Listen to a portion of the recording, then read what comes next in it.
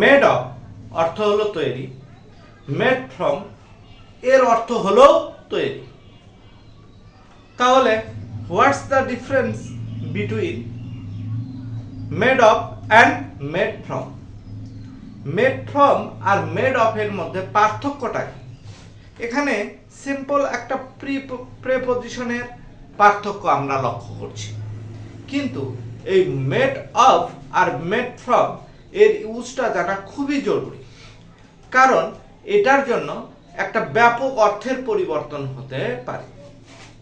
আমরা যদি কোনো জিনিস তৈরিকৃত কোনো জিনিস দেখি এবং ওই তৈরিকৃত জিনিসটা যে উপাদান দিয়ে তৈরি তা যদি ওই তৈরিকৃত জিনিসের ভিতরে প্রত্যক্ষভাবে দেখা যায়, তখন আমরা মেড অফ বসাবো।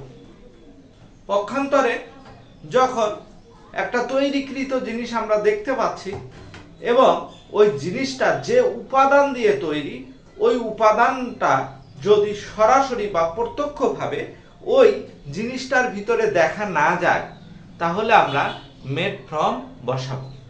আসুন আমরা আজ মেড অফ এবং মেড ফ্রম এর ব্যবহারটা শিখে নিই। প্রথমেই আসি মেড অফ। মেড অফ অর্থ হলো তৈরি।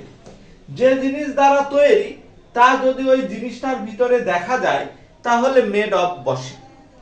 উদাহরণস্বরূপ যদি আমি বলতে চাই, the table is made of wood. টেবিলটা কাঠ দ্বারা তৈরি।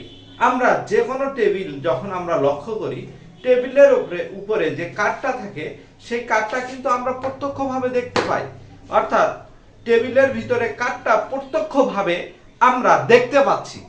যখন আমরা প্রত্যক্ষভাবে দেখতে পাবো, তখন আমাদের মেড অফ বসাতে হবে, মেড ফ্রম বসালে হবে না। আবার পরের নেক্সট এক্সাম্পলে আমরা আসি।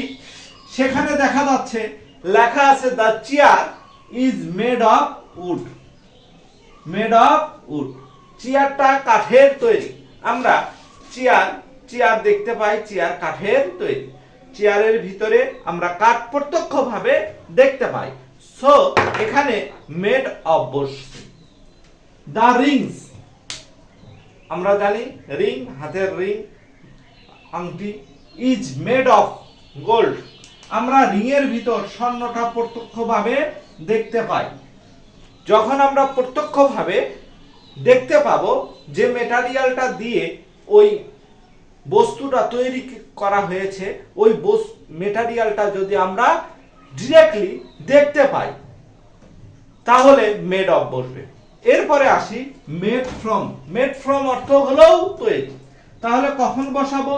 যে জিনিস দ্বারা তৈরি তা যদি ওই তৈরিকৃত জিনিসটার মধ্যে প্রত্যক্ষভাবে দেখা না যায়, তখন আমরা মেড ফ্রম বসাবো। উদাহরণস্বরূপ বা এক্সাম্পলে যদি আমরা আসি, পেপার, কাগজ। এই যে কাগজ আমরা দেখতে পাচ্ছি, এই কাগজটা ইজ মেড ফ্রম উড। কাগজ কাঠ থেকে তৈরি। আচ্ছা, এখন আপনারা বলেন তো, এই কাগজের ভিতর কি আমরা কাঠ দেখতে পাচ্ছি? আমরা টেবিল বা চেয়ারের ভিতরে কিন্তু কাঠ প্রত্যক্ষভাবে দেখতে পেয়েছি, বাট এই কাগজের ভিতরে আমরা কিন্তু কাঠ প্রত্যক্ষভাবে দেখতে পাচ্ছি না। সুতরাং এখানে মেড অফ বসবে না, এখানে বসাতে হবে মেড ফ্রম। এখানে মেড অফ বসবে না, মেড ফ্রম বসাতে হবে। তাহলে paper is made from would. তাহলে কাগজের ভিতরে আমরা কাঠ দেখতে পাচ্ছি না, এই জন্য এখানে মেড ফ্রম বসেছে। কাগজ কাঠ থেকে উৎপত্তি। Juicy, fruit juices made from mango. আমরা অনেক সময় আমের জুস খেয়ে থাকি, আমের রস খেয়ে থাকি, দোকান থেকে কিনে খাই, আবার বাড়িতে তৈরি করে খাই। আমরা যখন বাড়িতে তৈরি করে খাই, তার ভিতরে আমরা আমের রস দেখতে পাইলেও আমটা দেখতে পাই না। যখন কোনো মেটেরিয়াল যদি প্রত্যক্ষভাবে দেখা না যায়, সেক্ষেত্রে মেড ফ্রম বসবে। সুতরাং এখানে মেড ফ্রমটা ইউজ হয়েছে।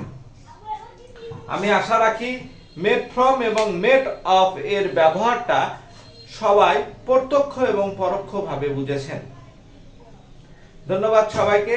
এই ধরনের ভিডিওগুলো যদি আমার ভালো লেগে থাকে তাহলে লাইক, কমেন্টস এবং শেয়ার দিয়ে পাশে থাকবেন।